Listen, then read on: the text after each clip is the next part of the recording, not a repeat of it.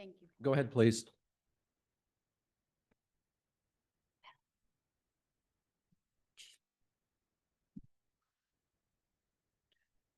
Adam Holt, No, es que están fuera. Empezando por el Chuck Eden, Present. Wendy Osborne,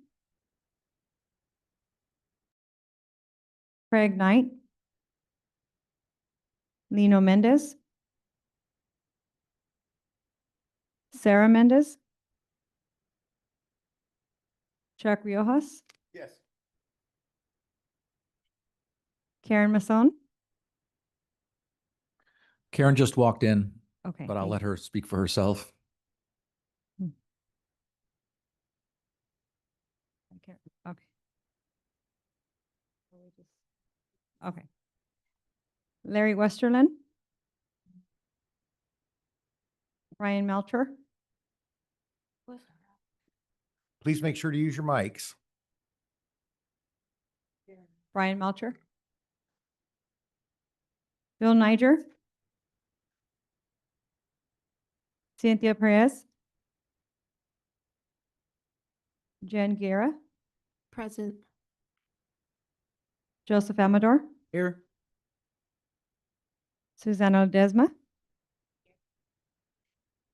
Mia Moreno, Sarah Montemayor,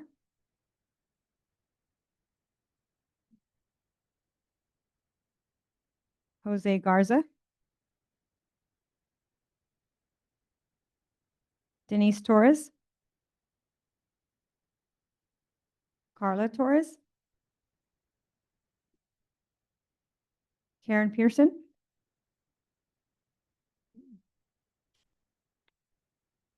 Greg Garcia, Here. Lee Delap, Present. Darren Rose, Crystal Garton, Mark Scott, Artie Padilla, alternate for Mark Scott. thank you. Tina Sumner, Here. Mona Cummings, Here. Scott Miller, Here. Alexander Naranjo,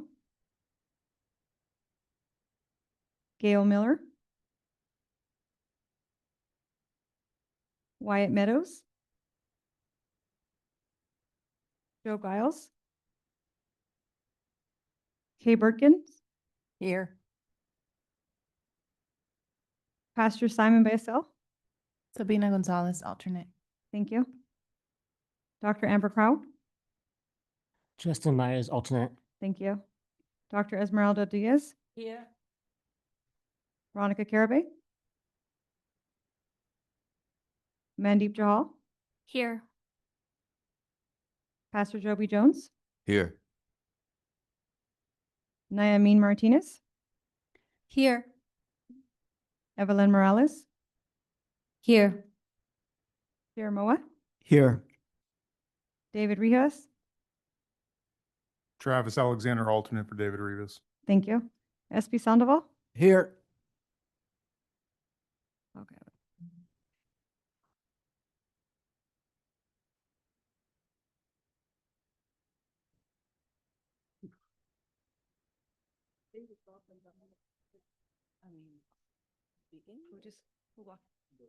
Oh, okay, we got Bill.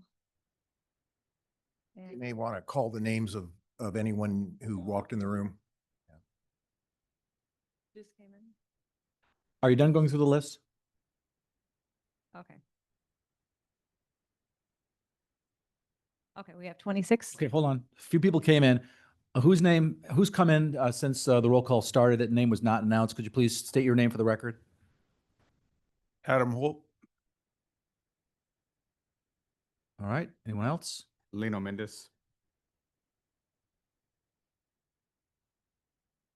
Okay, I think that is it. So how many people do we have here? I'm sorry. Oh, I'm sorry. And Sarah as well.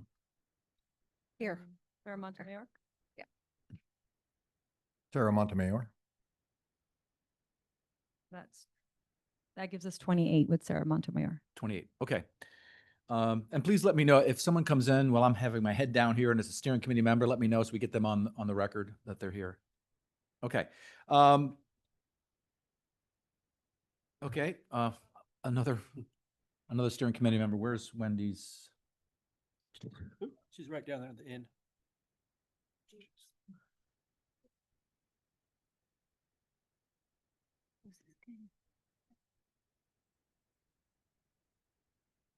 So if my math is right, that's 29, right? 28 now and, With Wendy, it's 29, correct? Oh, good. Always helpful when you can add +1. All right, so want to get started today. We've got a lot of important business to do. I wanted to briefly go over kind of where we've been. As you know, we defined some general category allocations. We've taken a look at some comparisons. I'm going to bring that up on the slides, please.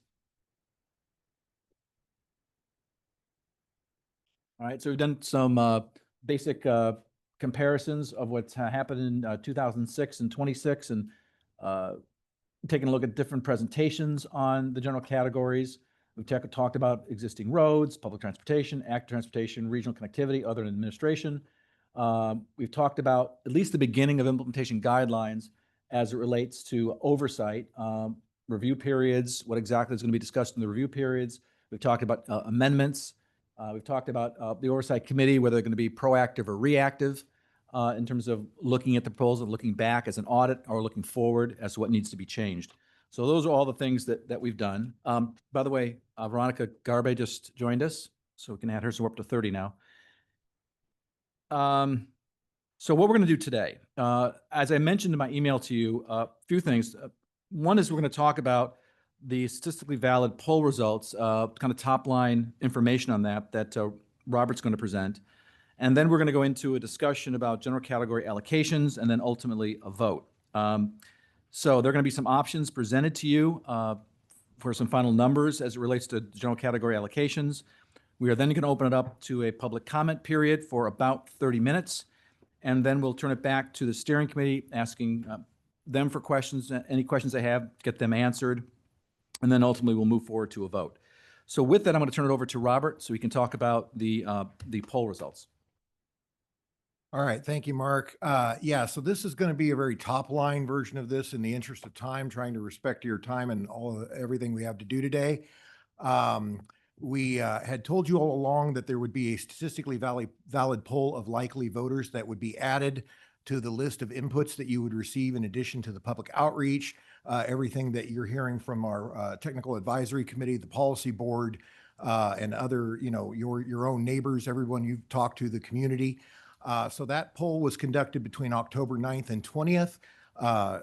There were 1,660 in the total sample size with a margin of error of plus or minus 3.6, a base sample of 783 in the urban areas with an 877 oversample in the smaller regions outside the cities of Fresno and Clovis. And you can see on the screen how that was conducted, a variety of means through which that was conducted.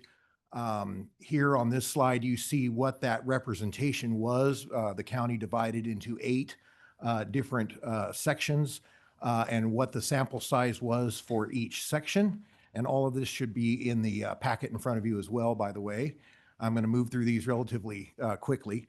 So we have to begin with, we have a kind of a generic ballot statement. This is the statement that would appear on the actual ballot.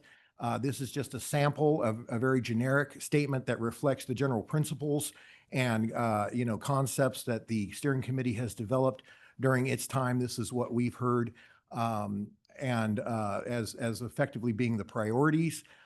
This is one of the biggest things that was tested as part of this poll.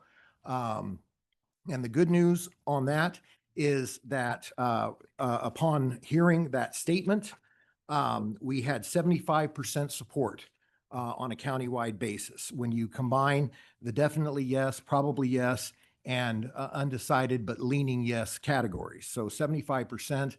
This is extremely good news for us. And in fact, according to our pollsters, positions us as the #1 county in the state right now, at least as far as those that they're working with for renewal. They're working with several counties on measures that are similar to these. They're saying that other counties would love to have results that are this high. So that this is very good news for us. In terms of the top priorities, no huge surprise. This is held consistent and is broadly, I say this in a very general sense, broadly consistent with the outreach that you saw earlier in the community outreach that both Fresno COG and Transportation for All conducted. No huge surprise. Repairing potholes at the very top of the list. The blue lines represent the number of participants or the percentage that classified these categories or these issues as very important, with the red being at least somewhat important. So you can see in this listing what those were in a descending order. So the number one thing being repairing potholes and going down from there in terms of their relative importance. But all of the issues that you've been discussing here, again, not a surprise, are well represented in this listing. And there are page after page of these. We've chosen for the sake of time to only address certain numbers of these. We will have the methodology available for public review. We would publish the entire poll once the Policy Council the Policy Board has had the opportunity to review this. We can publish the entire methodology when it's ready, but these are just kind of top line results. And then this slide, I'm not going to go through all of these, but this represents the top 3 statements that seem to move the needle, if you will, in terms of support. Streets, the condition of the streets when people find out, the percentage of streets on a countywide basis, jurisdiction by jurisdiction, and what condition they're in. That really is the number one factor, as we've said before, as we've known for a while. The concern of what happens if Measure C doesn't get passed, the fact of what would happen if there were cuts to transportation funding and what that consequence might look like, and then the accountability measures that we've been discussing and the importance of having accountability as a major factor in the measures implementing guidelines and implementation plan. Those were the 3 top arguments that helped support the measures passage in the minds of those who took the survey. And finally, that with both robust arguments in favor and sample arguments that were given in favor and in opposition to the measure, you see here at the far right of the page where it says total yes, 72%. That is after both support positions and opposition statements were read. That was the final support position for the measure. 72% plus or minus. If you subtract out the roughly 4%, you come up with 68% support on the soft side. Now, importantly, as a caveat, this assumes that there are no other measures on the ballot. That is to say, no competing measures. So all of this kind of disappears. All of these assumptions, these statistics evaporate. If there is another measure on the ballot, it erases, the impact of this. And so, but in terms of where we are as of today, the news is very good. And we do have representatives from FM3 on the line who can help me answer any questions if there are any.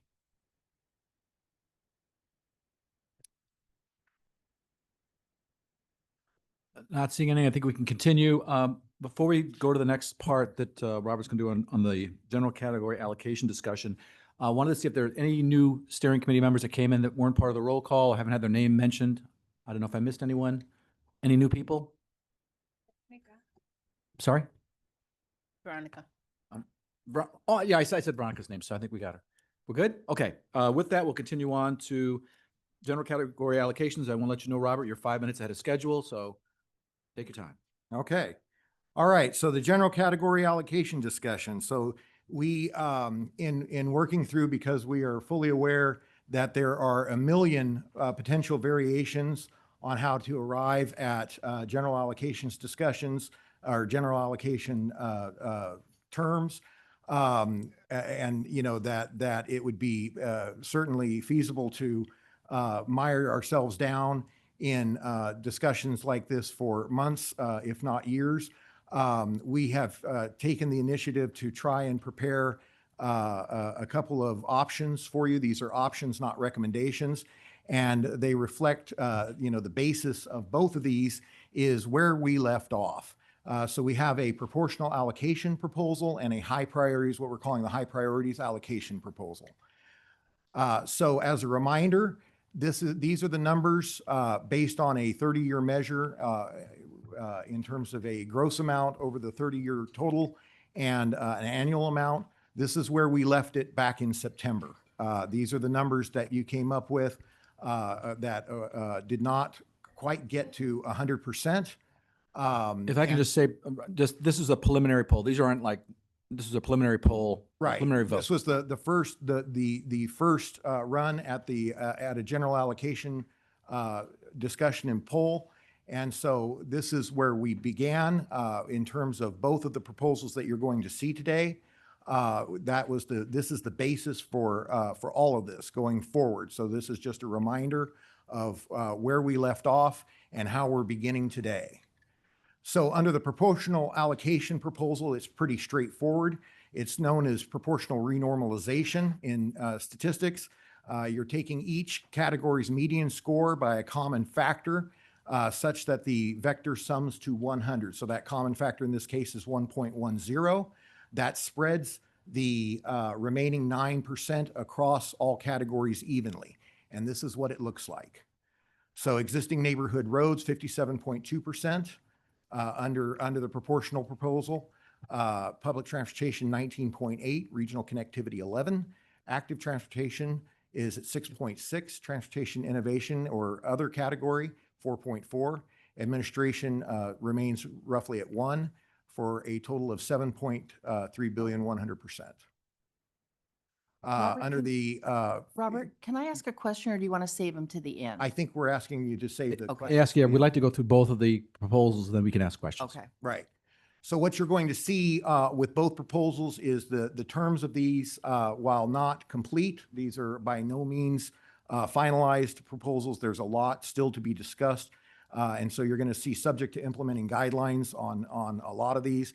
But what is being proposed is a $400,000 split. This is under both proposals, $400,000 annual floor for all jurisdictions under the existing street and roads categories. That is an increase of fourfold, essentially, of where we are today. An 80-20 split of population and road miles by jurisdiction. We would evaluate metrics from the implementation guidelines and plan at the 10-year mark. Lee, do you mind holding if you don't mind writing the question down, and we'll get to them at the end, if you don't mind. So this is what the proportional allocation would look like for existing streets and roads by jurisdiction and how it compares to the current measure. Okay, and this has the dollar amounts by jurisdiction as well as the percentage and then the percentage of the current measure. Okay, and again, all of this is in your packet, so I'm not going to spend too much time on the slide deck here. 19.8% for public transportation. This would maintain current service levels, would include the carpool, vanpool, senior script, and micro transit concepts, and includes greater coordination and connectivity among transit providers. This is the breakdown among the of that 19.8% going to the transit providers, and you see the breakdown that follows the current formula for FACTS, the Fresno County Rural Transit Agency, and Clovis Transit. And again, the comparison to the current measure. Moving into regional connectivity rises to 11% with a 1% proposed suballocation for the City of Fresno airports, with regional projects to be identified later through the implementation plan as funding allows. And this is what the regional connectivity category looks like. 6.6% for active transportation. Again, subject to implementing guidelines, this would include an 80-20 split population and road miles by jurisdiction. Funds would be flexible for cities under 20,000 And metrics would be evaluated based on the implementation guidelines and the implementation plan at the 10-year mark. And this is what the proportional proposal would look like for active transportation, and again, relative to the current measure.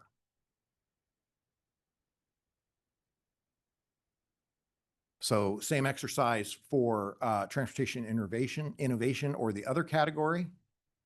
This is, would include investing in multimodal transportation hubs, zero emission infrastructure, communication systems like Wi-Fi on buses, and what we call ITS, intelligent transportation systems, grid capacity and energy storage, and zero or reduced fares for special populations, 4.4%.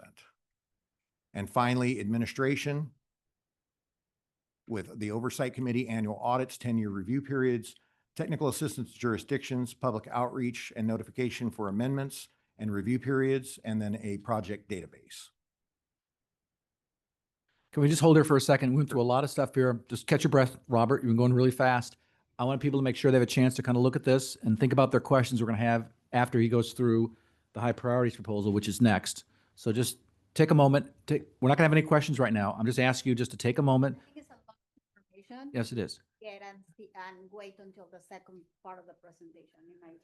Okay, well, we're going to try to do it this way though. And so just write down questions. I want to give you a moment to kind of take a look at everything. So if you see something in particular that Robert's gone over, this material was presented to you. It's been out for, it was posted. So I'd like you to take some time to take a moment, just take a breath, take a moment, take a look at the materials. If there's something that's concerning to you, make a note of it so that we can go on to the next one, because we want to be able to show you kind of back to back what's going on. And then we can open up to questions, as many questions as you want. Okay. All right. Let's take a minute or two.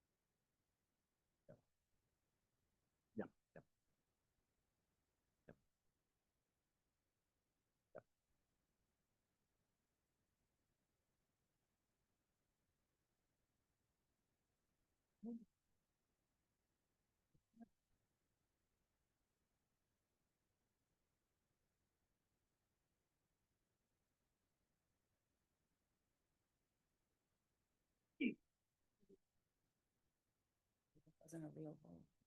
Yeah. Mathematically incorrect. So what is the? Two proposals. We'll start with this one probably first. So when we just went over the portion. Versus. Yes.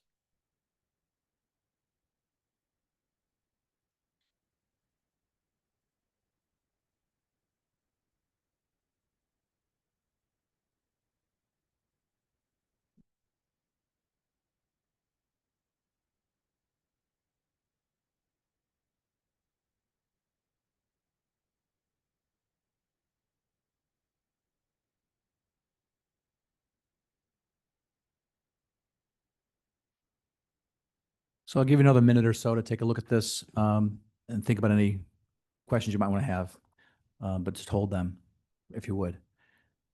Robert, you can go a little slower too. I know you've been living with this, so it's easy for you, but for some of these people, it's kind of a new thing, and so that, you know, Sure. you only had 24 hours to review it, so Can do. walk it down. And just so to be clear again, these are two separate proposals. We just went over the proportion proposal. We are now going to start the high priorities proposal. Those are the two different ones we're dealing with today.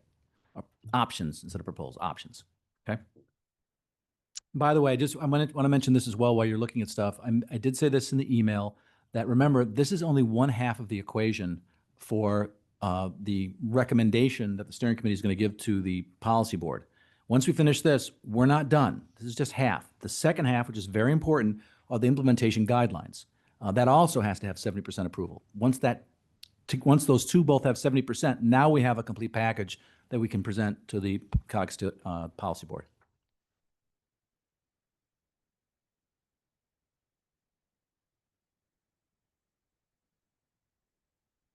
Does anybody want a little more time before Robert starts with the next presentation on the high priorities option? Not seeing any? It's yours, Robert. Okay, thank you, Mark. And I can slow down. That's not a problem. So the high priorities proposal is very, very different in that this one has considerably more thought and input behind it. Again, the first proposal, the major distinction between the two is that the first proposal is essentially a strict mathematical allocation based on proportionality of the 9% that is remaining. This priority or this proposal, this option takes into account, again, starting with the baseline of where this committee left off. We received lots and lots and lots of input once those numbers were published. And so we heard that input loud and clear from city council members, from our own policy board, from members of this group, from all kinds of stakeholders. And so what this proposal represents, which you can kind of see on the screen, is effectively a doubling down of what have been identified as kind of the two top priorities as we've seen in the public outreach that is more or less reaffirmed in the polling and has been expressed here at the steering committee as well. So under this proposal, existing neighborhood streets and roads goes to 65%. Public transportation is at 25%. Regional connectivity, 5%. Transportation innovation, or the other category as it was known, at 4%, and administration at 1%. So again, kind of the same exercise in an effort to compare apples to apples. All of this subject to implementation guidelines. Some ideas have been discussed, but nothing, certainly formalized. A proposal for a $400,000 annual floor under existing streets and roads for each jurisdiction. Again, that is a fourfold increase from where we are today. Right now, the jurisdictions receive about $100,000 each year. An 80-20 split of population and road miles. That is a difference from a 75-25 approach that we have in the current measure. This would, importantly, this includes all aspects of the active transportation program. So that is a major, major difference between the two proposals. This proposal or this option collapses the active transportation program into the existing neighborhood streets and roads category. So they are now one, and all aspects of that category are now included in existing neighborhood streets and roads. Performance metrics would be defined in the implementing guidelines. Can I interrupt for just a second? Because I think you're right. This is a very important change. What the difference is between the proportional or traditionally what's been done, it's been really been focusing on inputs for active transportation, how much money you get. This measure is focusing on outputs. It's focusing on performance. So the first one is, here's the dollars, whatever you can buy with it. The second one is, here's the performance metrics, X number of miles of trails, X number of miles of protected bike lanes, X number of safe routes to school sites, et cetera. Different than a money, which is the previous measure. This is now performance. It's not just money, it's performance. That's the difference. Do you understand what I'm saying? Anybody confused by what I'm saying? So the focus now is on performance, outputs as instead of inputs, okay? And again, all of the metrics that we've discussed being evaluated at the 10-year mark and could be changed. So under this scenario or alternative, this is the breakdown. Again, very much like with the proportional in the same, broken down in the same fashion for you. You have the dollar amount by jurisdiction, the percentage, and then the comparison to the current measure.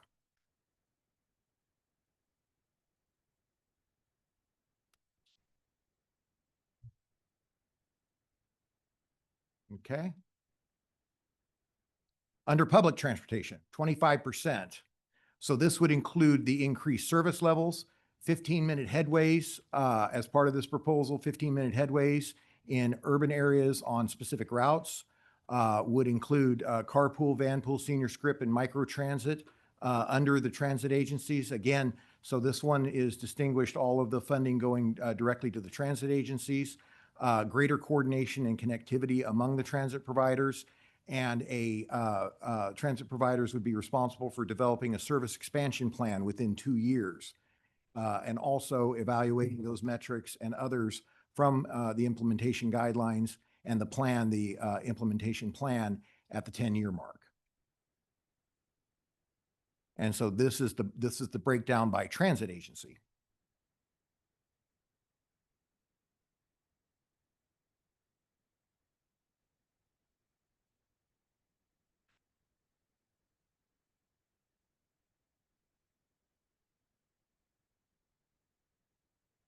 Under the regional connectivity program, we retain the 1% suballocation for the airports.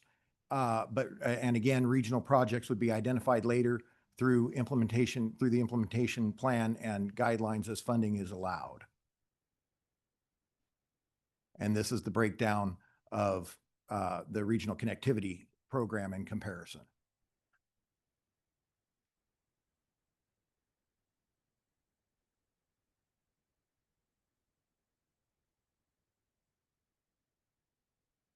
Transportation innovation, very similar to the first proposal, 4%. Again, many, if not all, the same investments: multimodal transportation hubs, zero emission infrastructure, communication systems, grid capacity and energy storage, and zero or reduced fares for special populations. And again, all of this subject to implementing guidelines. Metrics would be attached. And finally, we have administration, also remaining at 1%.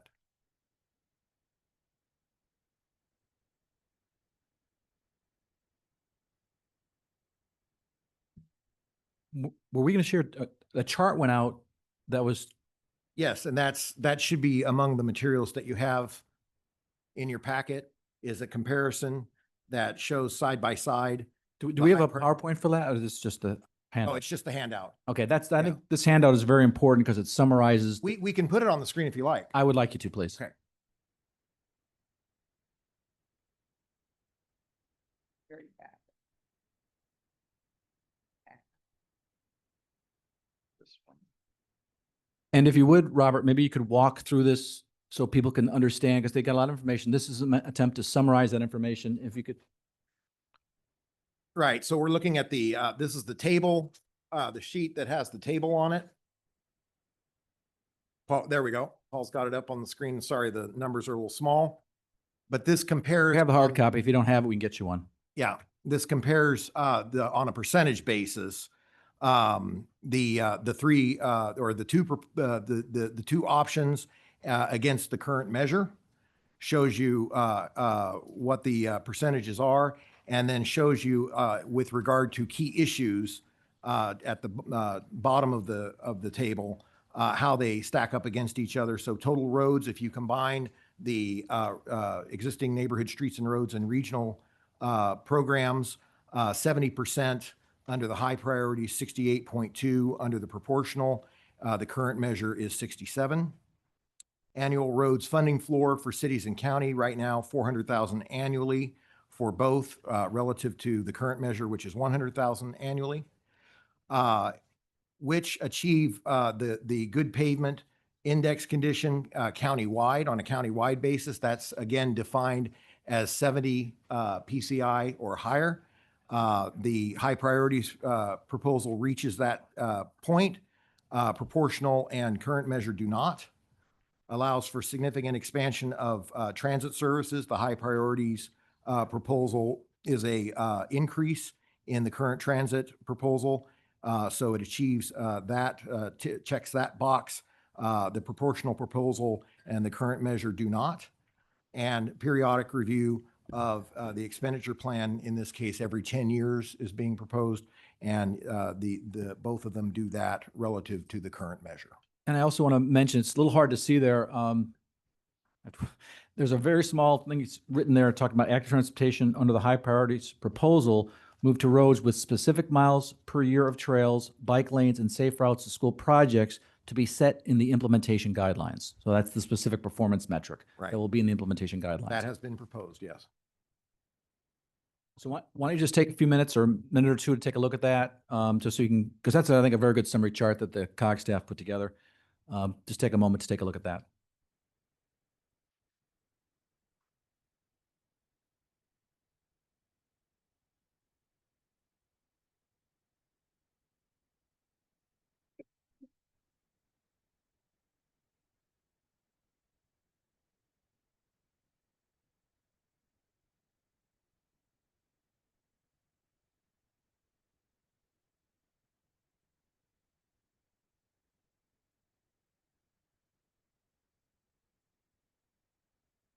And then also in your handouts, you should have further breakdowns that you did see in the PowerPoint as well, but further breakdowns, a summary sheet of each option.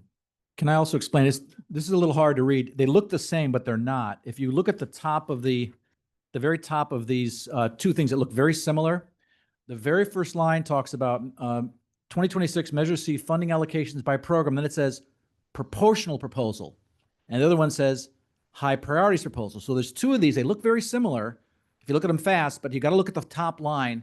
Maybe we should have put that in highlight or something to make it clear for you. But these sheets, they're actually different. So one shows you the numbers when we use the proportional option. The other one shows you the numbers when we use when you guys use the high priorities option. So why don't you take a moment to look at that so you can take a look and compare the numbers.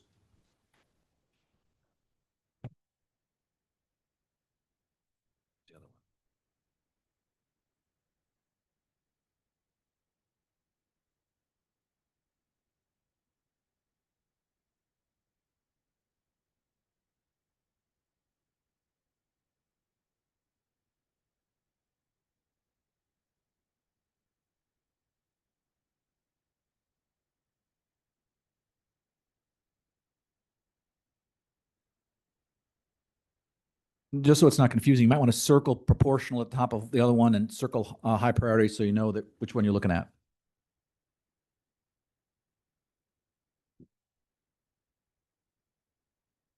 Yeah, no. Yeah.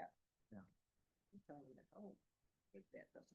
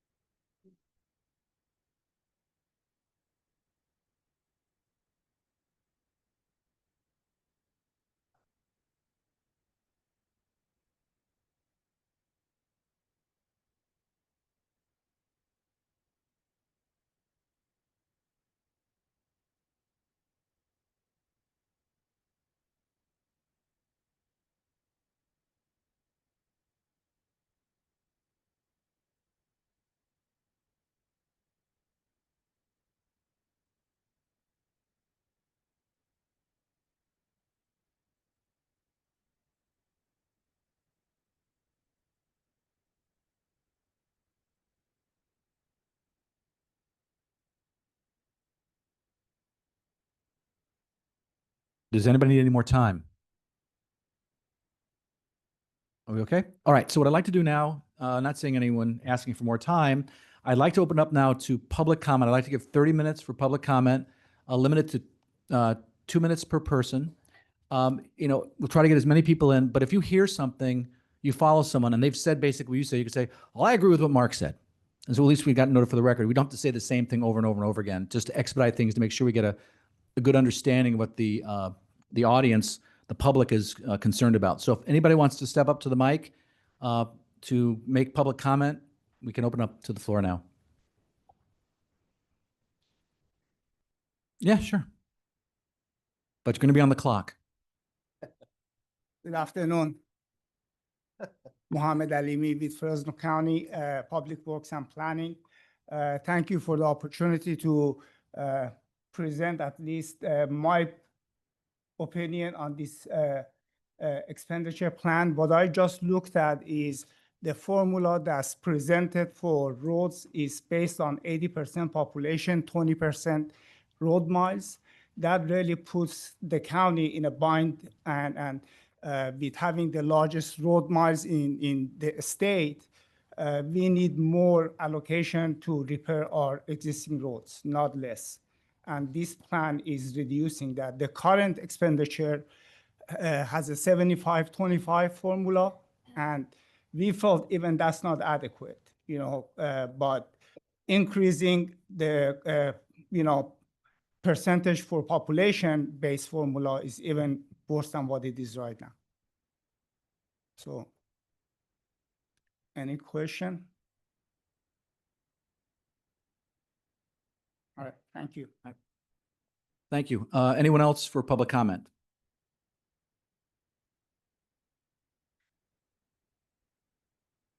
Please state your name for the record so we have that. Oh, I'm sorry. I thought he was going to, he waved at me. I thought he was going to, well, this is going a little faster than I expected. I didn't say his name, did I? Andy Levine? I didn't say it, did I? All right. So I am not hearing any. So I'd like to then turn it back to the committee for questions and answers for the committee. No motion yet on what we're going to vote on. We're talking right now about if you guys have any questions about any of this. And I think Tina had mentioned maybe starting from the beginning, if you have questions, kind of work your way through the document. So that's an organized way to do it. So let's do it that way. So let's see if anybody has any questions that we can have answered by technical staff. Well, Robert, I have a question on the first page, the decision of what to do with that 9%, the proportional allocation of the allocation proposal. And there's probably some statistical reason. I just need to understand it. A decision was made regarding it when you put together the high priorities proposal that the existing neighborhood roads and public transportation were the high priorities.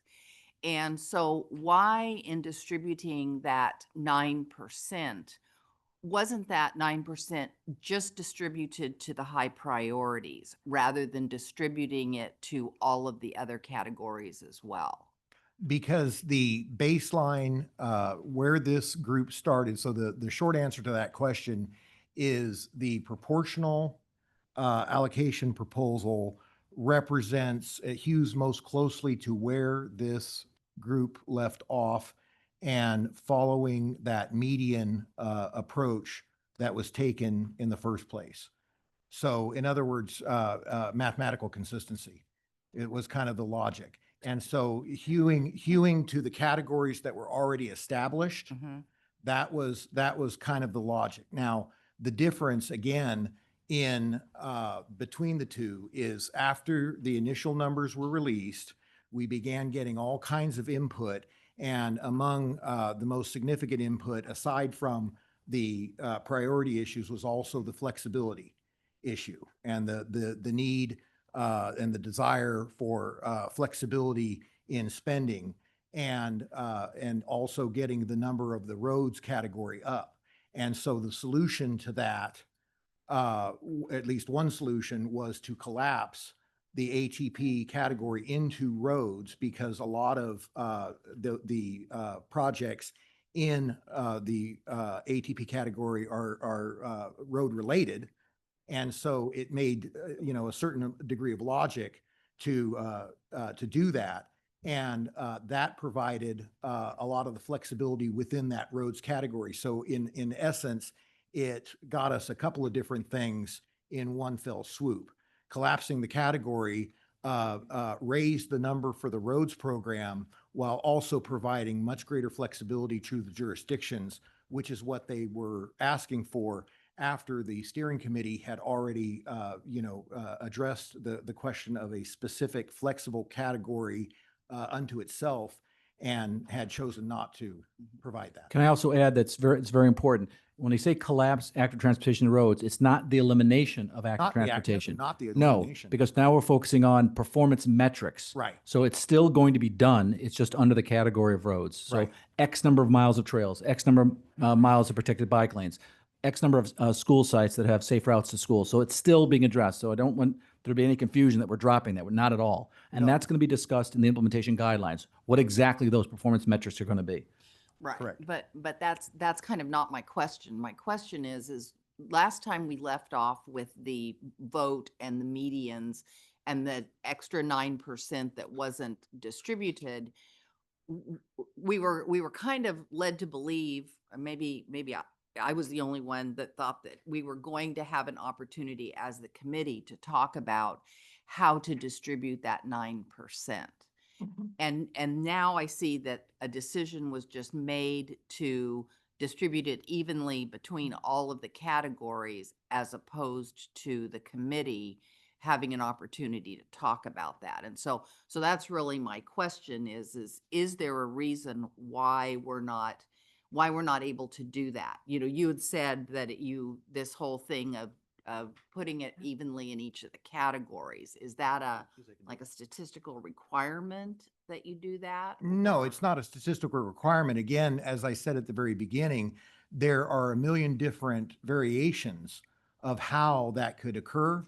There's nothing that prevents this committee from starting over if it wanted to. But the issue is, given the size of the committee, the various interests that are involved, the timing, the amount of time that it takes that we have, the thought was framing the issue might be helpful. And so that was the thought process Okay. behind So that was developing the that was a options. staff decision that was made to. Yeah, more or to less, handle it. yes, yeah. Okay.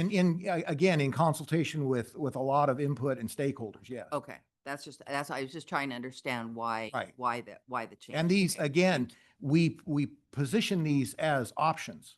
They are not recommendations. We're not coming to you as recommending either of these or any of these. These are options. We thought it would help frame the discussion, put them out in front of you. We think that they are, again, in parsing through all of the input that we've received, which is considerable. There was a lot of discussion, as if you've been following the board meetings, our committee meetings, you've heard that this has been the talk of the transportation town, at least. And so a lot of discussion about this. It's been in the media quite a bit. This, to us, addressed the two major, in particular, the high priorities proposal effectively doubles down, right, on those two areas. And the reason was because that's the input we received. Okay. Any other questions? Okay, over here. Thank you, Robert. I'm hoping you can just confirm my understanding of the two options that we have. So the proportional option is basically just the result of an informal, just straw poll, like I put my finger up in the air on any given day. And that's the proportional. That's essentially what it is. It's just an informal poll. The second option, the high priorities one, seems more thoughtful, intentional. There was thought put into considering community priorities. There's thought put into the two highest priorities that everyone has identified. And seems like more time and effort went to doing that. Is that right?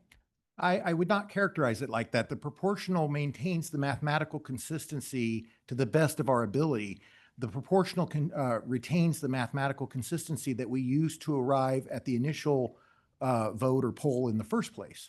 So the point was that we took very careful steps in the original go-around to use median numbers as the product of that poll or vote, whatever you want to call it.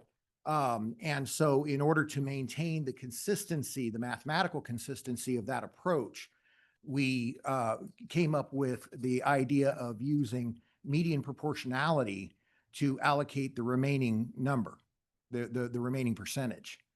And so it was a mathematically consistent manner of doing it.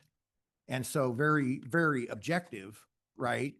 But does not necessarily reflect all of the input that we received after the numbers were released. Right. Can I? Thank you. Go ahead. Yeah, I just want By to, the way, it would maybe be helpful for the record, if you just state your name before you ask your question.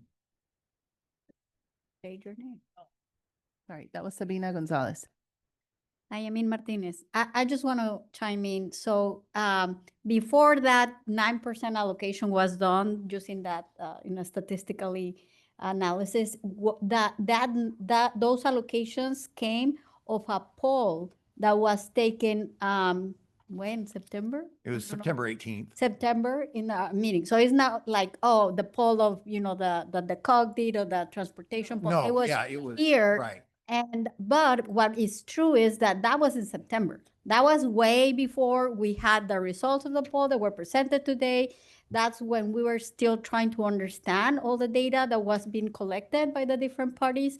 So I think that, in my opinion, it was just like based on what we knew at the time. And now I think where we are is like, for me, it's like a no-brainer. It seems like the one that we are seeing today makes much more sense, not only because it really reflects the analysis of the data that has been collected. Plus, I mean, even just that last table, and thank you, this was amazing to see it. I mean, if we go with the proportional proposal, we wouldn't be able to achieve the payment condition index, which has been a major point of discussion here, let alone even maintain the public transportation, services. So, but that's what those results are.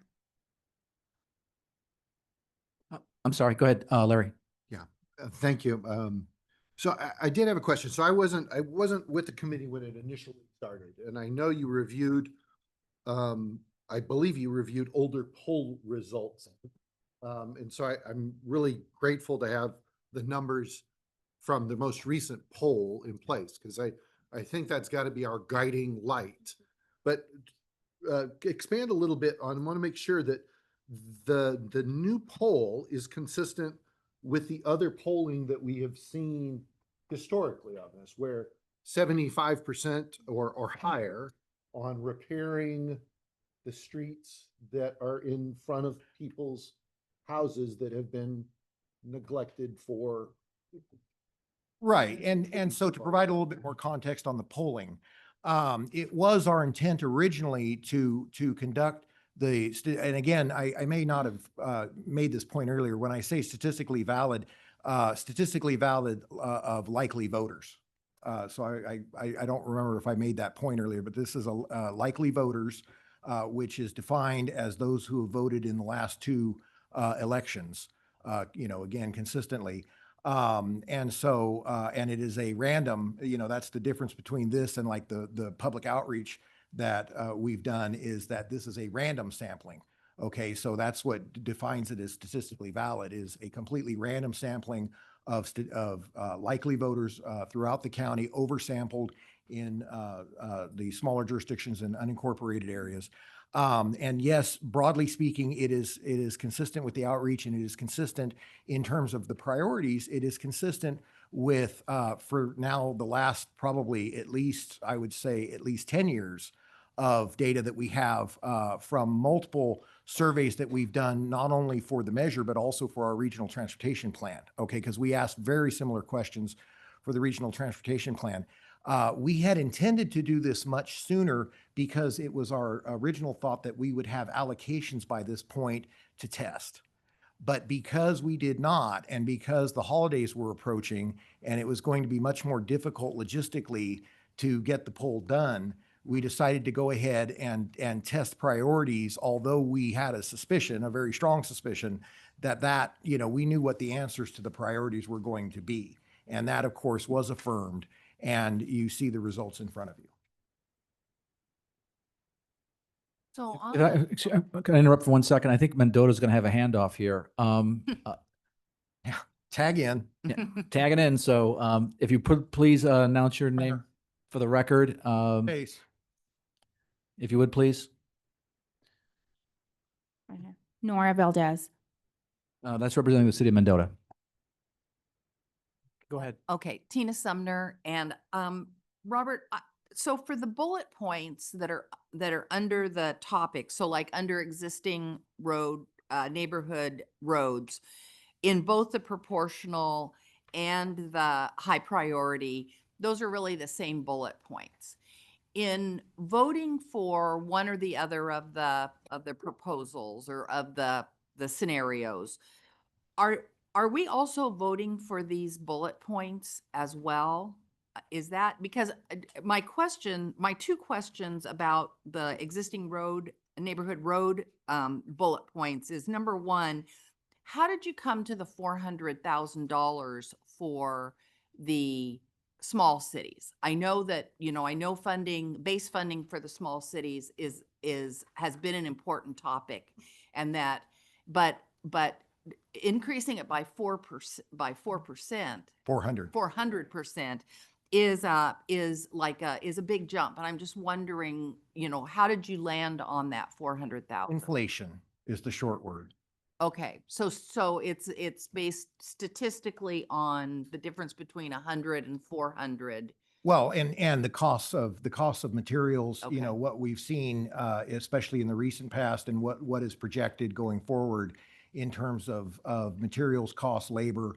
We're accounting for that because with specific regard to, say, transportation costs, okay, there are variables, okay, there are variables. A road, for example, a mile of reconstruction in the city of Mendota is more expensive than a mile of reconstruction in the city of Fresno, okay? I'm not sure by a factor of how much, but certainly transportation, labor plays a role in that, right? Because Mendota is further afield of materials supply than Fresno is, okay? But broadly speaking, the issue is that the costs are, while there are variations in that cost, the costs are largely the same. So, $100,000 as a baseline just doesn't make sense in today's world because it doesn't buy anything Okay. for the smaller cities, Yeah, and I yet was- the expenses are roughly the same or more. Yeah, I was just curious, why 4? Why not 3 or 6 or 8? What was that decision point? Yeah, So- and the other factor there had to do with that flexibility issue. Was it provides room, room for growth, room for being able to actually do something. Yeah. Okay. So just to be very clear, in both proposals, when we talk about the floor, whether it's 100,000, 400,000, whatever, that comes off of the top of the allocation. So if you look at the total amount, say on an annual basis, it comes off of the top and then the formula kicks in. Okay. So also then in those same set of bullet points, I'd like to know, why was are we talking about a 20-80%? I mean, yeah, an 80-20%. When it's been acknowledged that, that the county, even with the current percentage that we have in this measure, is still but given the number of road miles, is problematic. And so what was the decision process in kind of making that even increasingly difficult? And this was also a reflection of discussion at the city level primarily, in terms of needing more funding on a jurisdictional basis. If you look at the handouts, Fresno County receives under the high priorities proposal, at least, receives over $1 billion. It does have a smaller share of the population, of course, than the city of Fresno. But and the road miles, we do understand that is an issue. That, historically, the road miles have been split, or the formula has been 75-25. This reflects, a desire on the part of the jurisdictions to see that number changed. and to put more money into the population formula, which does favor the cities. And however, there are also discussions that revolve around minimum expenditures, nothing that has been, finalized or even close to that, but discussions around protected amounts of money for unincorporated communities to ensure that they receive either a percent or a dollar amount, like on an annual basis, from the county share. So the bullet points in all of these, are these locked in when we recommend the implementation guidelines? Is that where, or are these numbers, the 400,000 floor and the 80-20 split, are these already considered a done deal? Well, none of it, again, these are options. So none of it, I would say none of it is a quote done deal. Okay. This is what is being proposed based on the input that we've received. And so I think conceptually, it is our understanding that yes, if by approving one of these today, you would be including that in the implementation guidelines. Okay. But the implementation guidelines, again, there's a lot, as Mark mentioned, there's a lot of details left to be worked out Right. that would have to be addressed in the implementation guidelines. Okay. Thank you. Okay. Okay. Yeah, just a State your question. name- State your name. Oh, Kay Burtkin. Just a question about the county allocation again. The percentages are way higher under both proposals for the county, but on an annualized basis, even at the 80-20, are they getting more money or less money somehow? Oh, yeah. And again, yeah, so if you look at, we don't have the dollar amounts to compare from the current measure, but you can see in the high priorities scenario, Fresno County 14.67. Right, The high right. priorities versus 9.3. Right, right. Okay. I mean, the 80-20 split may lower Dampen it that, somewhat. dampen what it would have been with 75-25, but they are still profiting rather largely, it looks like, by these increased percentages. Okay. Yeah. that's what- Yes. Yeah, it would be a significant increase to what the county currently receives on a percentage basis, and as a dollar amount. Their budgets for spending on existing road maintenance would be significantly higher. Okay, Yes. that's my assumption. Okay, thank you. Okay, so Hold on. It's not- Lee, go ahead. Yeah, a couple of questions here. If we go forward with this formula, so you're gonna say to COG, which then goes to the Transportation Authority, then the Board of Supervisors, that we agreed to change the longstanding formula that was 75-25? There's a question. And secondly, under the existing formula, which everybody has been using for the last 39 years, what would be the county share in dollar amount? Has it gone up or down? Because that wasn't the exact question that was answered, I don't think. Robert's outside the room. He did the calculation, so he can tell I you got that. more questions after that. So just deal with those right now. okay, so under the, again, under the, yeah, I don't have the dollar amount for the current measure. I only have it expressed right now in the percentage terms. But for the, under the high priorities scenario, the county would be receiving over $1 billion, 1.085 billion over 30 years.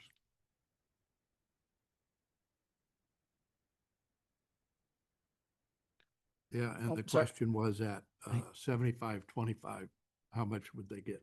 Yeah, and we'll have to, we'll get that information. We'll hold that. He's on the hallway. We'll get him, but meanwhile, we'll move. If Lee is it all right that Wendy asks a question? We'll come back to you. Yeah, go ahead. Okay, Wendy. I got time. Okay. Wendy, go ahead. Wendy Osborne. I was just wondering, looking out for Firebaugh, this for the airports, is that allocated just for commercial or is that for rural farming, Flightline? Right now, the only sub-allocation that is proposed is for Fresno Air Terminal. Thank you. Okay. I need. So, hold on, Paul, where's Paul? He just came back in. Paul, Lee had a question for you, so let's follow up on that. He was wondering, do you know the actual dollar amount difference between a 75-25 split for the county versus under the high priorities proposal, the 80-20 split? What is the exact dollar? We know it's over $1 billion Yeah. in the 80-20. Do you know what it is under the 75-25? I don't have it at the top of my head, but I can run that right now during the meeting and provide that number for the group. I can do that. Any other questions, Lee? For the current. Yes, I do have other questions. For the high priority. Paul, you better stay here. Lee may have other questions he wants you to calculate. To clarify the request, is the 70, are you asking to compare 80-20 versus 75-25 under the high priorities? Or Yes. are you asking under the current proposal? I mean, under the current measure? Well, the current measure is 75-25. Yeah, he's saying Right. for the high. Yes, under high priorities, what is the difference between 75-25 versus But 80-20? the formula is the same for the Proportional? proportional and high priority Yeah. proposal. It's, That's correct. both are 80-20. Yes. Yes, that's correct. And, in 2022, when the split was changed at the last minute before it went to the Board of Supervisors, it was only a 3% shift, and this is a 5% shift. So we It was 78-22 and in 2022, right? That is correct. Okay. And and we covered that previously. So that's even more of a shift. Yeah. So then the question that comes to mind for me is who actually has agreed to that? And I've heard Robert say the city, but we have 15 cities in the county.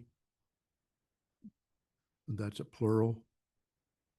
And was the county part of that? Because they're the ones that gives the most ground potentially, but we're waiting. That to is see- true. Waiting to see the number. I want to just reiterate, this is a recommendation, exactly what Lee said. This is going, your recommendation is going to the policy board. They have the right to do what they're going to do with this recommendation, and then et cetera, as it goes up the different boards and policing. So in that sense, I guess you could suppose that number is not static. It could change. This is a recommendation coming out of this committee based on these numbers. So that was a separate the discussion or issue that this committee did not address, but we need to have some baseline to develop some numbers for the group. And then you want to go to the next questions, or should we answer those first? Why don't you, while Paul's getting the numbers, let's continue on. Do you have any other? Okay, under the current proposal for roads, all right, the allocation's about 67%. So under the proportional proposal, it would rise to 68. Yes. He's adding 57 plus 11 is 68. Way I add. It's about 68 versus 70%. It's 70% under the high priorities proposal if you add regional and local roads. And then. And it's 68 under the high portion. priorities proposal, it comes up to 70. Right. Okay, which I've been advised from the county of Fresno, who I interface with, they would like a minimum of 70% to go for roads.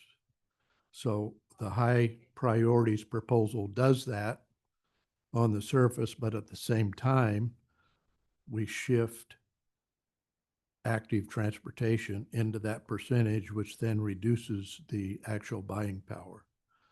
So As you the might- as you only might guess- person that really gains, the group that really gains is public transportation, and they gain 6%. I want to caution you on a few things. Number one, this is a weighting of many different interests. Number one. Number two, in terms of active transportation, there are federal and state dollars. If you have a performance metric, let's say 3 miles of trails, it doesn't have to come out of Measure C. You have to perform the metric. You have to perform that number. You could get that from state and federal. That means you don't touch Measure C money for trails. You use that for roads. So that's not quite accurate to say that because active transportation is in roads, that it's going to result in less money for roads. What it does is encourage the county, for example, to go out and get grants or federal and state dollars to take care of that active transportation. I understand, but the statement was also made that active transportation was being folded into neighborhood roads. Was it not? Yes, it was. Yes, but there's funding for that. It doesn't have to be Measure C dollars. No, The- I the- understand. The goal is the metric. I understand. So, the 70% level under the high priority proposal does satisfy the county's on the surface minimum request. And the Board of Supervisors, those 5 people are going to have to approve this measure. So that's my Okay, comment. I think Paul has the numbers.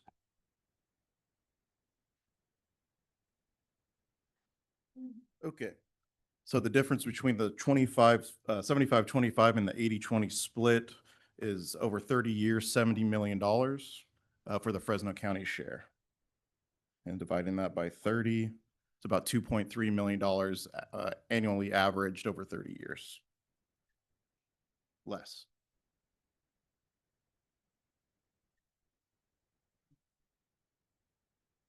Kay has a question. Well, it's more of a statement than a question.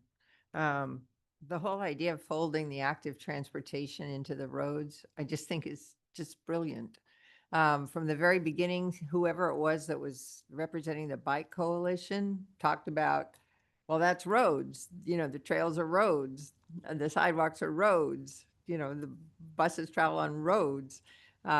So the whole idea of, and safe routes to schools, that's roads and sidewalks. And if we really are committed to whole streets, the total street concept, complete street concept, sorry, with sidewalks and lights and all the things that streets need, I just think that's a great idea. Larry? Yeah, thank you very much. And I appreciate everybody's questions and thoughts on it. I had a chance to go out to Cantua Creek today and Three Rocks. And Three Rocks just got, the little neighborhood that is Three Rocks just got new roads. And it probably hasn't had new roads in, I don't know, 50 years, probably 60 years. Cantua Creek needs some new roads.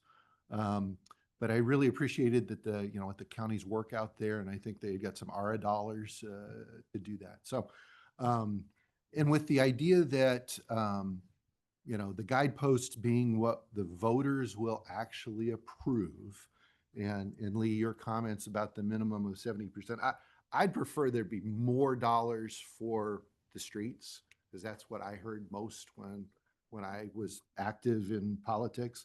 But I think as a whole, the high priorities proposal is a working good compromise on that. So I'd like to go ahead and make a motion to approve the high priorities proposal. Before we do that, though, I want to make sure everybody has a chance to ask questions. I thought you. No, we're not quite done yet. I want to give people, Well, I then- appreciate the enthusiasm, but let's go around. Well, could you come back to me? when we're Absolutely, done with- absolutely. You have first dibs on making the motion. Thank you. Okay, Sabina. It's more of a procedural question. Should I wait? It's about voting. Should I wait until people? Yes, let's answer the questions on these proposals first, please. I'd like to say something. Go ahead, Mona. Specifically about trails. Because obviously with the current transportation tax, we have a total of 4.0 percentage devoted, split between trails is 3.1%, 0.9% for bike facilities. I don't want to lose sight of trails within this. Like I'm very supportive of it being actually part of roads. I think it is a really good move. It maintains that flexibility for the smaller cities to be able to utilize that funding for what they choose, which they were already doing under the active transportation. But understanding that in the guidelines and in the outcomes of what's really great about this, right? So here in comparison of key issues, we don't have that as an advantage even listed here. I think it is an advantage. And I think utilizing funding in the way that we're both very understanding that there typically is funding to actually expand trails. It doesn't matter where the funding comes from, whether it comes from Measure C or this, but it obligates the communities to do something for their community members who need trails. And I think the future sees more trails and connectivity as part of the big picture. So, and I was a little, I will say, a little disappointed in the survey that there's not even a question about trails. So I see the safe routes to school, and, who doesn't agree with that? But just asking the public, because often they say that trails are a priority. Yeah, okay. Lino, go ahead. Please state your name before you talk, so people know. My name is Mona Cummings. Thank you. Yes. Leno Mendes. So as to that questionnaire, for some reason, I was one of the ones that got picked to be part of that questionnaire. And it did address trails in the questionnaire. It did. It wasn't, apparently it wasn't a high priority for the questionnaires. It wasn't brought up. But there's also a lot more, right, Robert? There's a lot more Yes. to that thing that he hit the high parts. Correct. So it was addressed in that questionnaire. I can attest to that. Yeah. So, I'm sorry. Tina, can we go around the table and let somebody else maybe ask a question? Let's go around. Leave, I want to see, I'm gonna go back to people who already asked a question, but let's get people who haven't asked a question. Chuck, go ahead.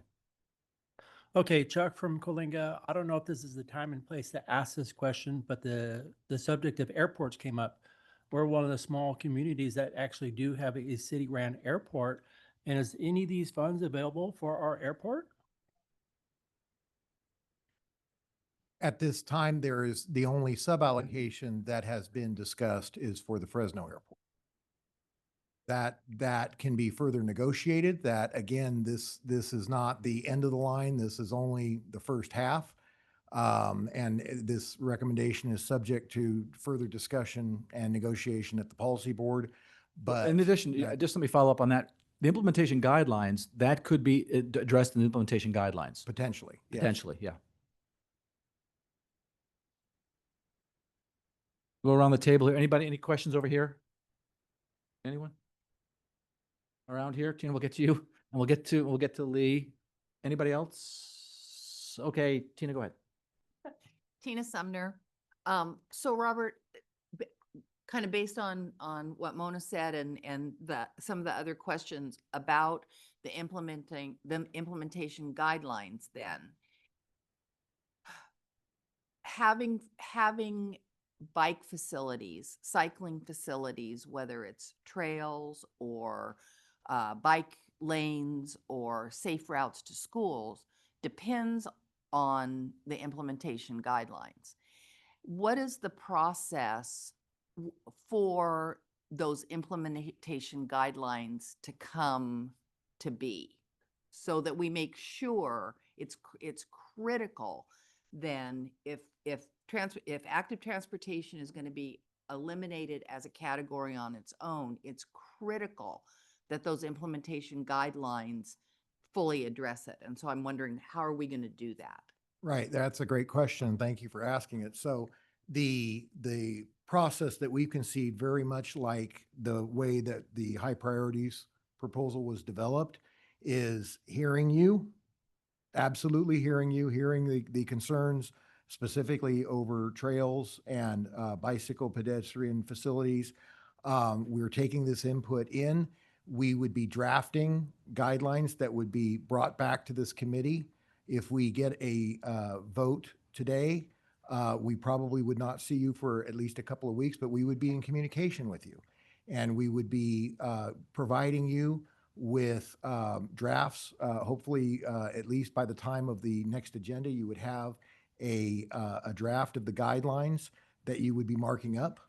And then this will probably push us into December at this point, but at least 2 whacks at the implementation guidelines before it gets back to the I'm sorry, policy board. Robert's used to me interrupting a lot, so he's learning about me. Specifically to your question, performance metrics, number of miles, that is going to be implementation guidelines. That's going to have something that's going to be negotiated or agreed to by 70%, whatever that number is, has to be agreed to by 70% of the committee. But yes, specifically a number. Okay, so, okay. But that would be, you know, again, we're going to be taking input from, there's going to be a lot of people with a lot of opinions on all of these issues, right? It's trails, bicycle facilities is a big one, no doubt.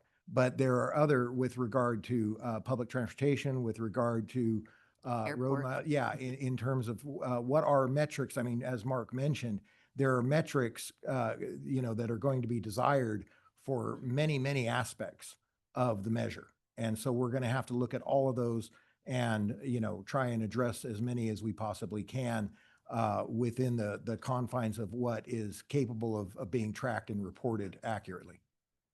Okay. Lee. Yeah, I was curious if the payment condition index had been projected for both of the proposals. Yeah, that's on the table page that you have. Yeah. So we don't express it as, well, actually, mine it does. PCI, does it achieve 70 PCI? But not for proportional. Right. This is the table page. It's the one that's on the screen, here, isn't it? and if you will recall, there was, and I have There's another, there, I actually have two versions, but I think the one you have may express it as achieves good pavement index, condition index countywide. And that if you were, equates to 70. I have a summary of all the PowerPoint slides of all the presentations, and somewhere in these notes, there was, remember the graph that said if you give 70 or 60% of the money to roads, it'll get to 70 PCI, and if you give 70%, it'll only get to 72 PCI. And remember that chart?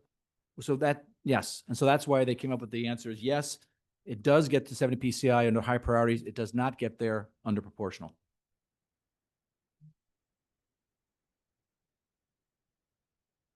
Yeah, go ahead, Artie.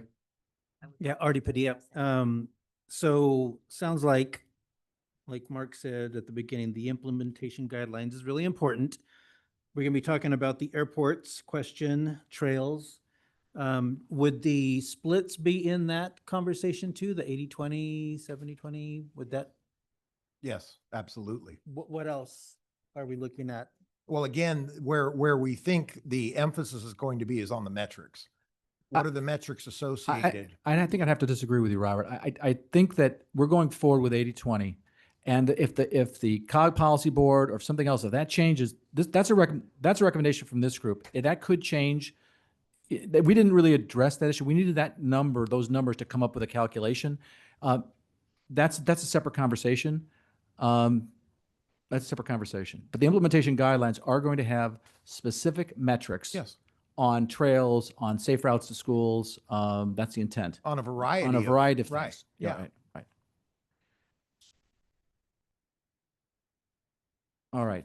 Any other questions? Yes, go ahead, Greg. Greg Garcia. I just want to thank everybody for increasing the existing neighborhood roads number from the current by more than 20% in both proposals. That was kind of my priority when I got here, and I'm really happy with it.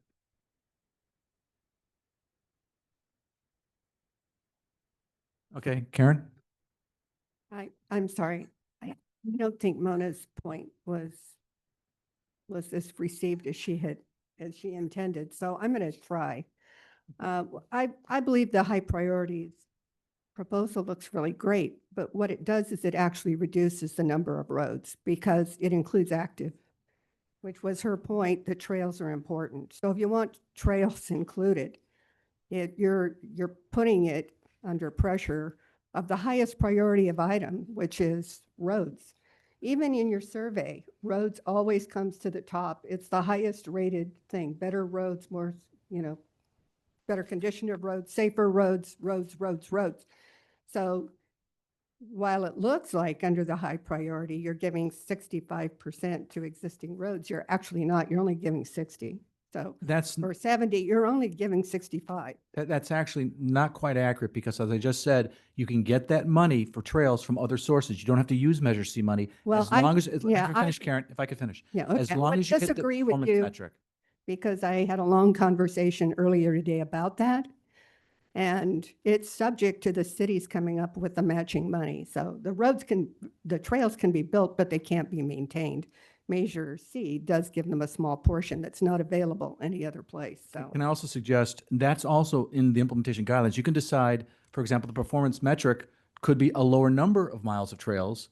So that's also up for negotiations. Your very point, whether it's 1 mile or 2 miles or 3 miles, whatever it is, right? That affects the number. Well, I just like to see a higher proportion for roads, particularly if it's going to include active trails, okay? So to me, the 70 doesn't make it for me. It'd have to be 75 to have it address the trail needs. Yes. I just. Please state your name for the record, please. Nayamin. Well, even if we take the 4% that we're thinking on for active transportation, that still gives you 61% just for roads versus the proportional that it was giving you 57. So I think that, yes, that was a priority, but there are two top priorities, and it's not only roads is the number one, but it's not the only one. Can I answer that? Sure. Can I again repeat what's been said 100 times? And that is, they want 70% to go to roads. So the more you erode away that number, the Board of Supervisors says the threshold is 70 for roads. That's what they are asking. And they've made it very vocal. Okay. Okay. Anybody else want to make a comment? Go ahead, Espy. SB Sandoval, I just want to make a comment about everything here. I really like roads because, personally, I'm from the west side of Fresno County, and we've been forgotten for years. Look at the city at San Joaquin PCI, it's like 25%. And I'm looking at these numbers here. This is great. We're actually looking, you were in Cantua, that's my hometown. And Three Rocks, that's where I grew up in Tranquility in that area. We're neglected over there. And I'm looking at this is really good, compared to what we were getting before. So, and then I'm looking at the voters, because I'm going to push this Measure C if we all come to the consensus, the right thing to do. Because at the end, the voters are the ones going to decide. And if we form a coalition and come up with a plan like this, the next step is not going to be the supervisors, it's going to be the voters, they're going to decide. So we have to understand that we have to be all together. We're not all together, it's not going to pass, and we need it. So I'm looking at, this is really great for all our communities, rural communities. Yeah, and I want to add what you mentioned before, because on the existing Measure C, we do have, there's a significant amount of funding that goes to the rural areas or the rural cities that are it's actually used for sidewalks and roads, and that's within active transportation. So otherwise, I probably wouldn't be such a huge fan of it, but I think it's nice and rolled in here to where we can set a number of miles, and we do know there's consistently funding out there for to be able to secure for expansion of trails. I had no idea trails were so popular. Anything else? Any other comments? I'm sorry, Veronica, go ahead. No, I think I have more just comments that we've heard a lot about the importance of the implementing guidelines moving forward and how that will be critical and require everyone's watchful eye. So please, I would urge everyone to engage with staff and others moving forward to make sure that the implementing guidelines sort of align with the vision that we have discussed here, with what we've heard from community input and what the recent poll results showed. And we talked a lot about metrics for trails, bike, safe routes, incorporating that in the existing roads. There's important metrics that will go to all categories, but I'd also like to talk about other important components that I expect to see in the implementing guidelines from discussions at this committee, which included the importance of fixing the worst first, making sure that communities that have been neglected for a long time see investment in their neighborhood and their community. Larry, I'm glad you were out in Cantua. The money actually came from the state and federal dollars, $2 million from the state, $2 million from the feds, to see that happen. So that'll be important. We've also talked about containing sprawl and growth and making sure that the this version of the measure really benefits existing communities that have been paying into this measure since '86 and have not seen the benefits of that. So just wanted to make that comment and really appreciate everyone's work. Thank you.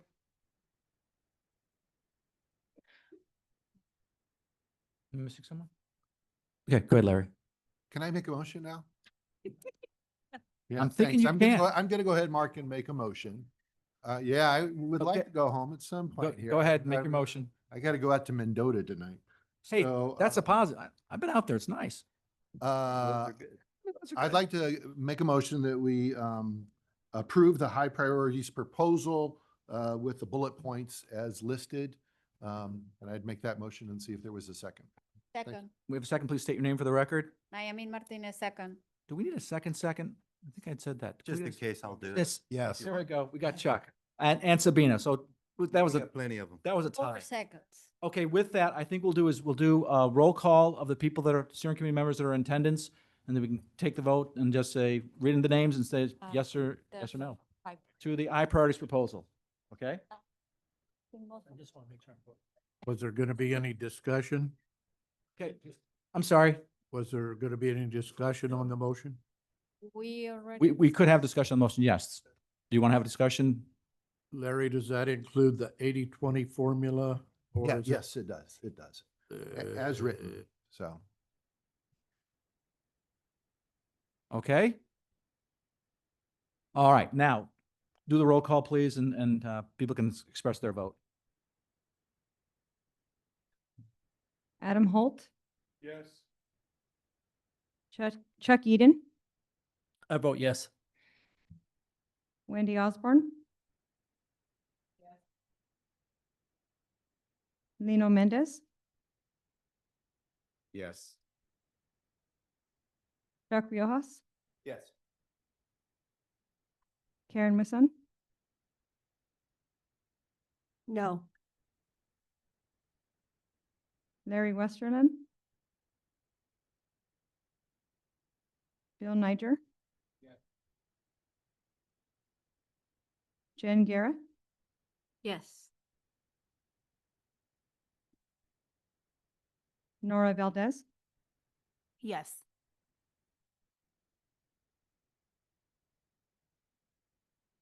Suzanne Ledesma,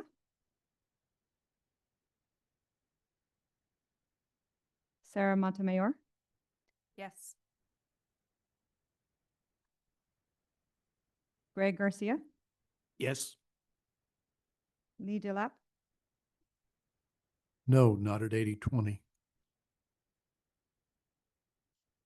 Artie Padilla, Yes. And I'd like to note that, that yes is also dependent on the performance metrics that we build out in the implementation plan. Tina. It's just a vote. Yes. Mona Cummings, Yes. Scott Miller, Kay Birdkins, Yes. Sabina Arana, Yes. Dr. Justin Myers, Yes. Dr. Esmeralda Diaz, Yes. Veronica Carabay, Yes. Mandeep Jahal, Yes. Pastor Joby Jones, Yes. Nayamin Martinez, Yes. Evelyn Morales, Cher Moa, Yes. David Rivas, Yes. I'm sorry, Travis Alexander, right? Travis Alexander, thank you. Hey, one vote. Carpenters. SB Sandoval. Yes.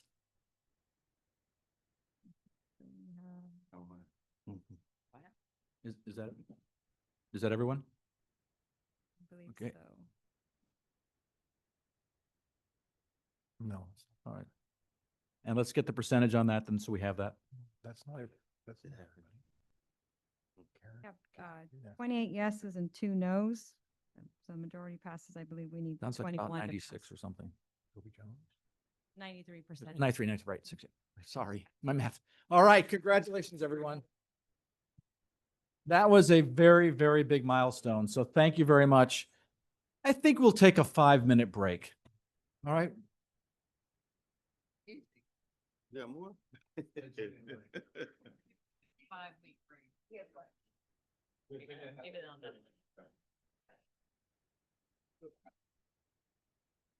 We voted. Their guidelines. Yeah. That's what was on the agenda. Is that, so, I packing up. 'cause I missed it. Going somewhere. Had it. Missed it. No, I voted, Yeah. but I, You're right here. no, I had to go, I had to go take a small family. car. But what's going on? But even that 80-20 is not. Like whatever they're. 75, 20, it was 75, 25. As long as we. Yeah, and we. So I don't know which one I would choose. I would need it. Exactly. Like, why are you getting $70 million for the, like, why are you getting a lot more than everyone else? I'm not quite sure. Even just practically speaking, it doesn't sound, it sounds shady. As we say in the tree world. But I'd like to know. I'll be convinced if I know where you're, where's the extra, are you going into? Program, like what is it? It's not being paid for. That needs to be paid for. I don't have, so, me personally, like, not personally, professionally, like, the rest of all. Or they don't get anything else. They don't want to.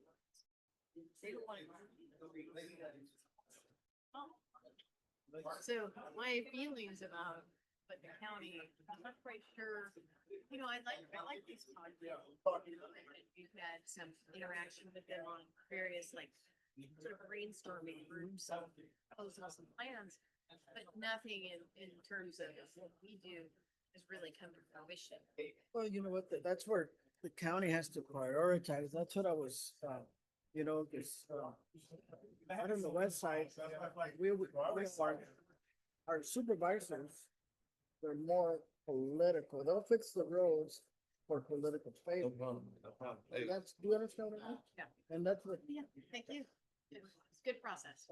That's where, cause I stayed after, one of the meetings to ask questions, cause I'm from the west side and I'm thinking, why are certain roads getting fixed and others are not? Right. And the guys, and it's a complaint to the supervisor. Supervisor's gonna fix the road in the front. So it's. Fortunately. But I do agree with, like I believe that in the city too. I tell people, you want something to happen, especially like which I was serving on the commission for measure. City council, get them on your side because either the mayor or the city, they spend the money. Well, what we have to do is hold politicians accountable to, I was a city councilman in Carmen. And my first thing, don't call me, I don't cut deals. Because You don't want. I don't cut deals with anybody. I told my fellow. Well, so if you get elected, you gotta prioritize your. Technically, you should be able to take, like, if I say, council But you- member, but you under- supervisor, may I meet with you to talk about But- what's important to me? You know what, those are the things that I'm telling you, look, politicians are all disconnected from the community. It's like, I can tell Brian Pacheco, it's not a city council, the supervisor, you're disconnected. They're not connected to the community. In a city council, we don't connect to the community the way we should, we get elected, we just go sit. You understand me? You gotta be engaged in your community if you get elected. Gotta show up to meetings.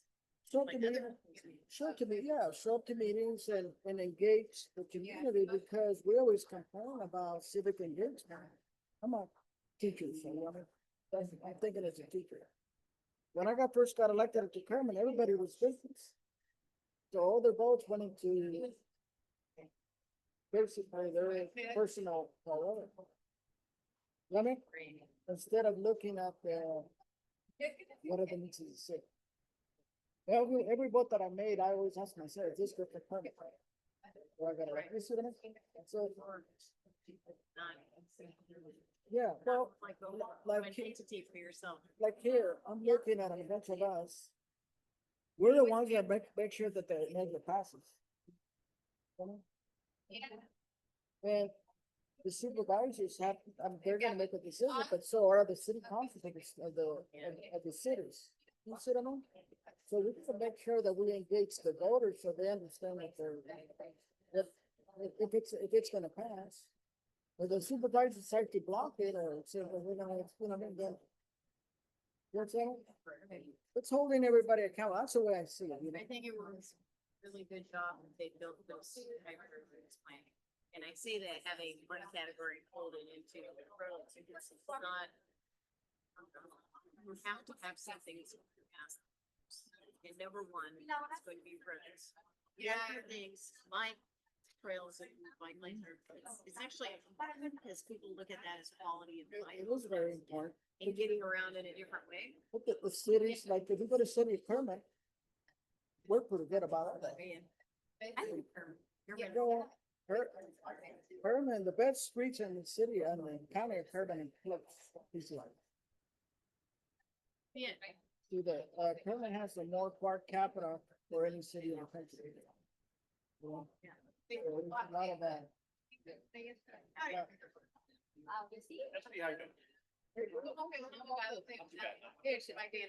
Haven't seen, coaching. So that's why they, that's what we. Haven't seen coach, he's on. He thinks in the choir of my church every Sunday, but by the time church is over, I need to get out. I need to see him. You know what, the last interaction I had with him, 2018. What? 2018. Oh, wow. We were at the, Western Church.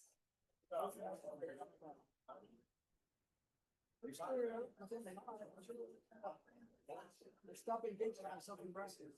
Yeah, and that'll do it. Other colors. Well, when my son was wrestling, we go to a wrestling tournament every year.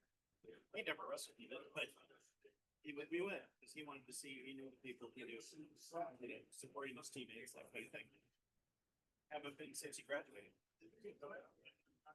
2017. Oh, what was your book? His name was Matt Garcia. He was a heavy. With the exception of Joey Alvarez, he always kind of struggled with the heavy. Selma's always had when I coached with Nick is I always kept it. You know, he's the one of somebody that this community to build something. And you know, I'm happy to be invited to the coach. Exciting. Yes. It's the last time I coached was 2006. Okay.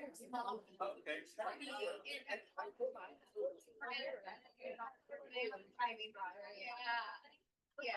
It's getting good. So we can look at the state.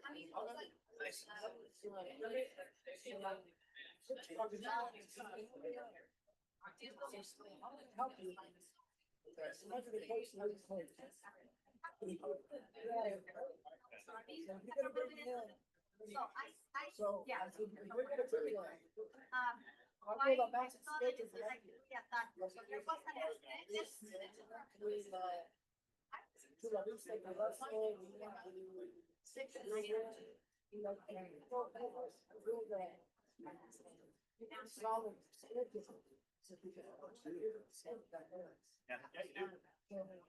It's always about competition. You don't get better. Wrestling guys that be way worse than you. You don't get better.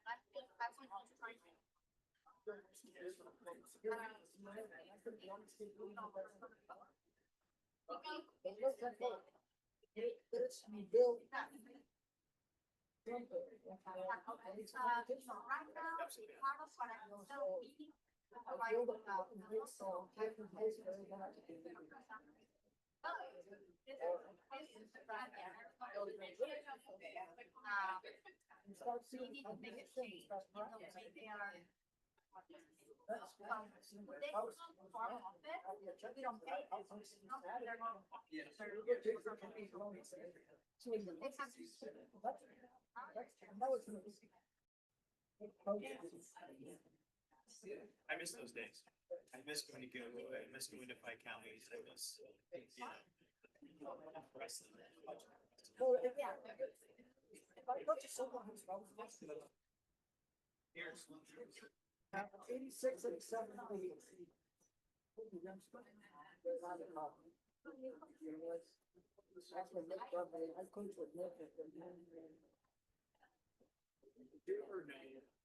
guy that I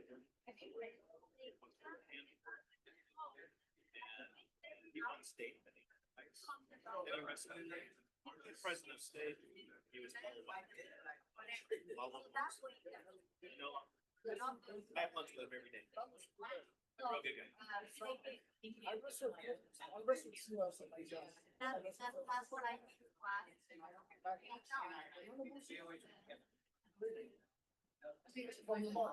Yeah, he got hammered. Started. Yeah.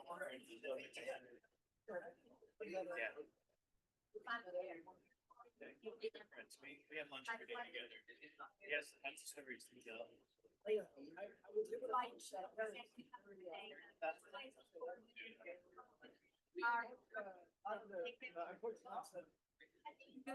Okay, guys, can we reconvene here can we reconvene? A little more than 5 minutes.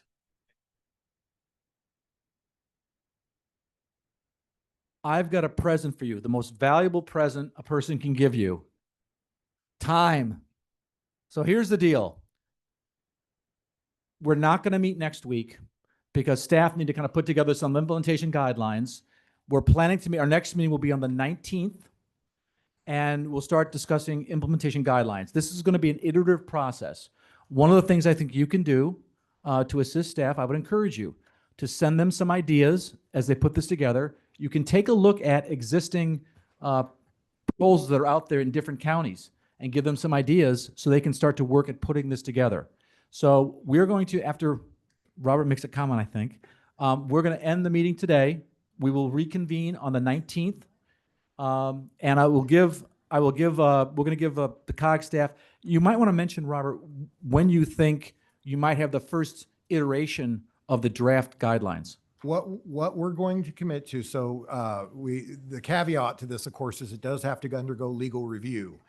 We do have attorneys now effectively on retainer, or at least under contract expressly for that purpose. We will be working feverishly over the next couple of weeks to put out a first draft. Please be patient and gentle with us. It will be a first draft. It's not going to capture everything. We already know that. We are also very cognizant that you have provided considerable input to date. If you'll recall, there was an exercise earlier, part of a homework assignment, where we asked you to send us your thoughts on implementation guidelines, at least kind of an initial cut at that. By all means, we welcome additional comments on that. The Lord knows we'll be getting plenty of input on that because that is the next step. Again, through this iterative process, just as we did with the high priorities proposal, we expect to hear from a lot of stakeholders on this, okay? So we're going to do our best to cobble something together by the Monday, what would that be, the 16th? Yes. Yes, so the point at which we send out the agenda, we would also attach the draft guidelines to that. We will get as far as we can. That's all I commit to you. is we will get as far as we can by that point so that you have an opportunity to review it. Also to point out, these are guidelines. It will be followed upon passage of the measure, it will be followed by a considerably larger implementation plan. Now, that will probably require consultants to help us draft that because that goes into minute detail, guidelines versus an implementation plan. And so, like I say, just be patient with us. It will be a slightly iterative process, two bites at the apple. We expect to have a special meeting in December for the policy board to adopt the entire package. But we will be bringing this recommendation today to them in November this month for their consideration and hopefully approval. So thank you again. Thank you for your fortitude. Thank you for your, I'm sorry? We're having, because of the holiday, we're having to push the board meeting up, so it'll be November 20th is the board meeting. But we are meeting as a steering committee on November 19th. Right. And so remember, this is the guidelines now are an iterative process. You can use emails, and I would suggest you do I think you have emails about other committee members. If you want to share that, or if you just want to send it to, I suppose, to the COG staff. But it's an iterative process. So as you see things that you want the COG staff to consider, send the emails. We don't have to meet. You can send the emails as they work this out. I want you to give them all your comments. Yes. You Or can CC me on. you can send them to Mark. You can send them to COG staff. And let them help draft the implementation guidelines. Now, I understand there's one person that wants to make a public comment, and since it's on the agenda, we should do that. Is that person here? And if you could just state your name for the record at the podium, please. Yeah, hi, Laura Gromis. I'm leading the U.S. Green Building Council at Central California. I'm also the chair of the Active Transportation Advisory Committee in the city of Fresno. I'm also on a lot of other boards, committees for COG, the county, the city, a lot of them transportation related or sustainability related. I wanted to comment on an item that you guys discussed a couple of meetings ago. And I'm sorry, I joined the RTP committee before there was recruitment for this committee. So you all deal with a lot of interesting things, but one of the things was the composition of the oversight committee. And you hear me?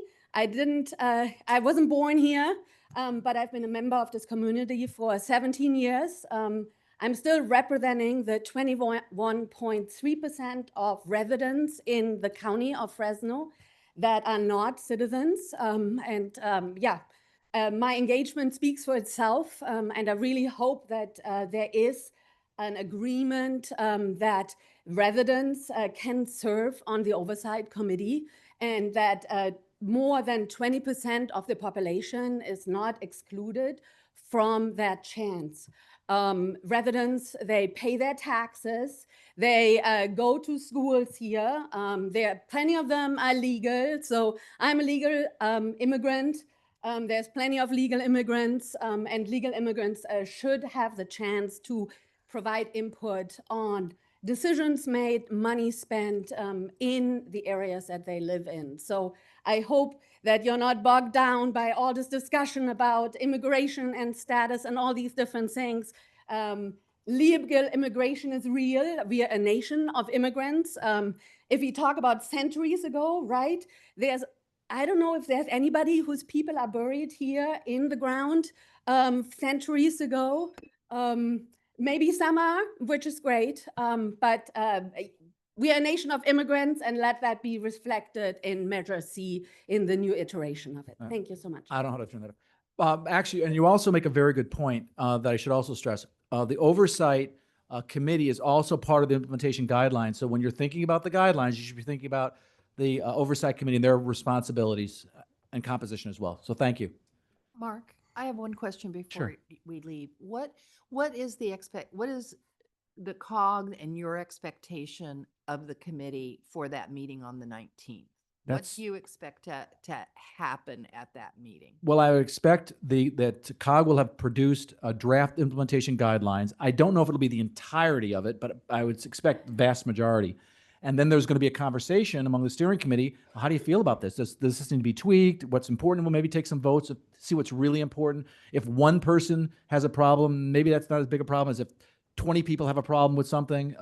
So it'll be a conversation by the steering committee about the implementation guidelines. I will expect you have read those draft implementation guidelines, that you'll have comments to make, and see how other members of the steering committee, as we get together, how you feel collectively as a group. Okay, thanks.